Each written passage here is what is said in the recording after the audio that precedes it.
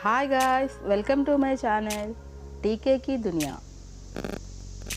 हम कबीरदास जी के बारे में पढ़ेंगे आज के वीडियो में। इससे पहले के वीडियो में कबीरदास की जीवन का परिचय और रचनाएं देख चुके हैं। आज हम ये दूसरा पार्ट है, इसके अंदर उनके काव्यगत विशेषताएं, कबीरदास की काव्यगत विशेषताएं।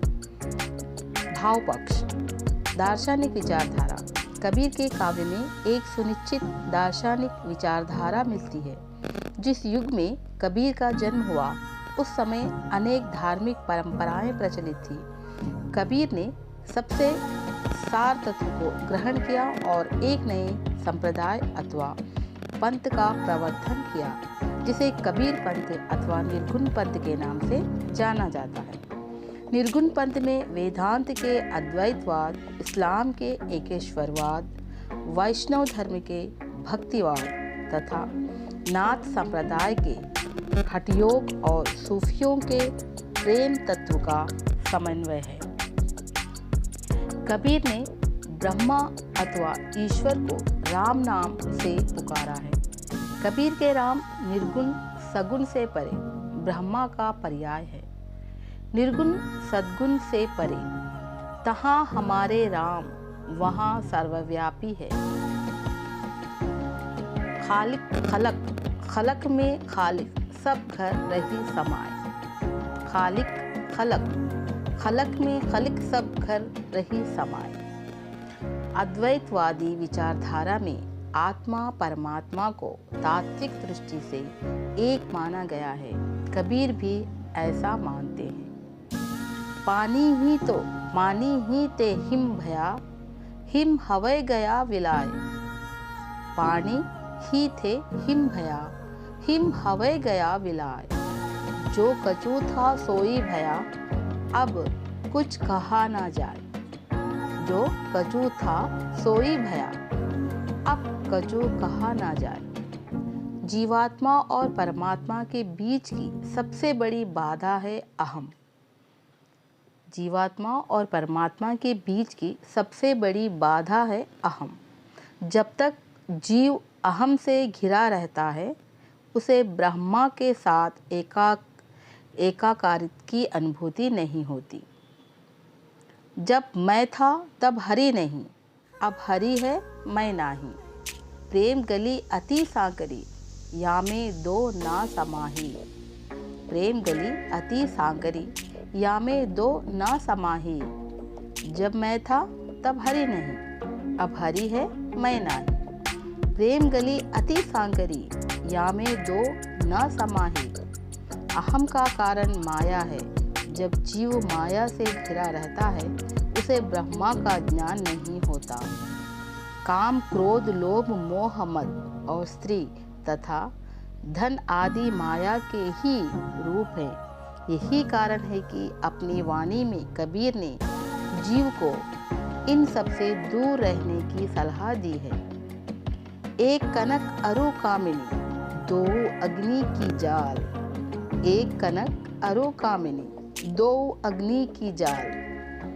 देखे ही तब प्रज्वलय, परसय है परमाल। देखे ही तब प्रज्वलय, परसय है पामाल। परमात्मा को पाने के लिए जीव जब माया रहित होकर प्रभु में अन्य रूप से अनुरक्त हो जाता है, तब उसे सर्वत्र ब्रह्मा के दर्शन होने लगते हैं। तू करत तू भया, मुझमें रही न हूँ। तू करत तू भया, मुझमें रही न तू हूँ। बारी फेरी बली गई, जिन देखे तित तू। बारी फेरी बली गई, जिन देखे तित तू।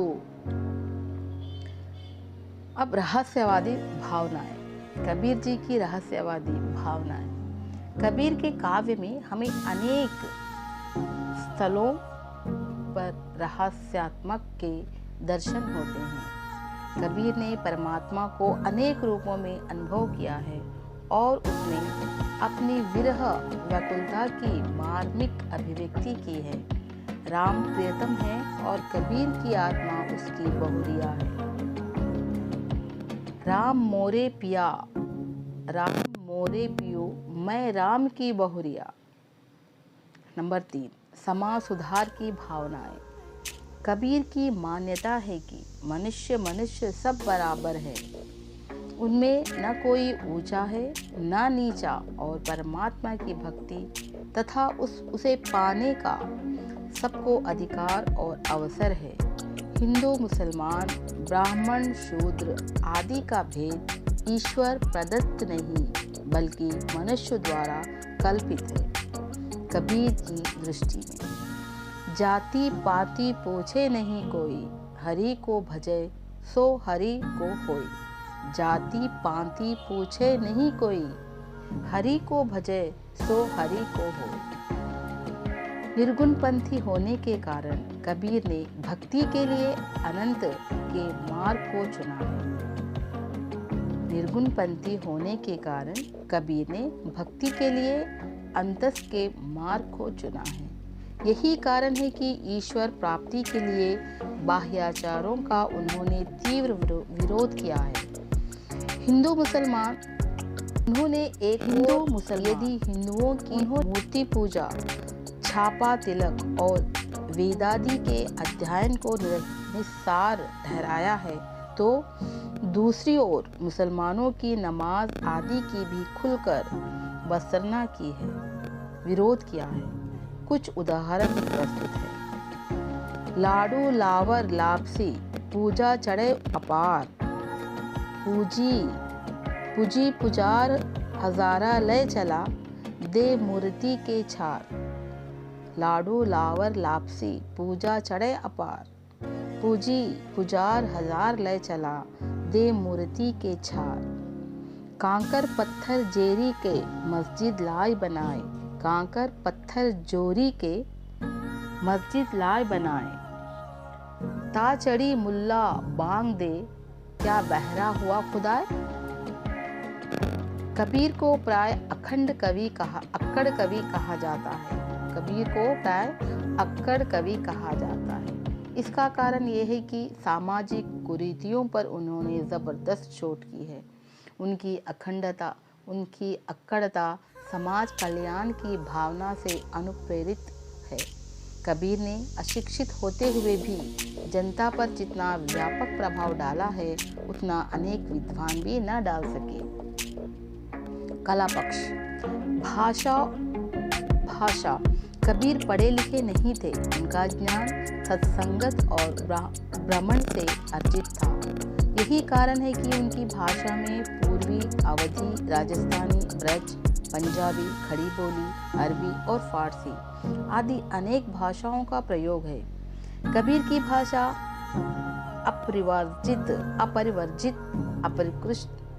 अपरिष्कृत और अनघड़ है और अनेक स्थलों पर उन्होंने शब्दों को तोड़ मरोड़ कर प्रस्तुत किया है। पर इतना सब होने पर भी भावों की तीव्रता होने के कारण उनकी भावाभिव्यक्ति क्षमता में कोई कमी नहीं आई।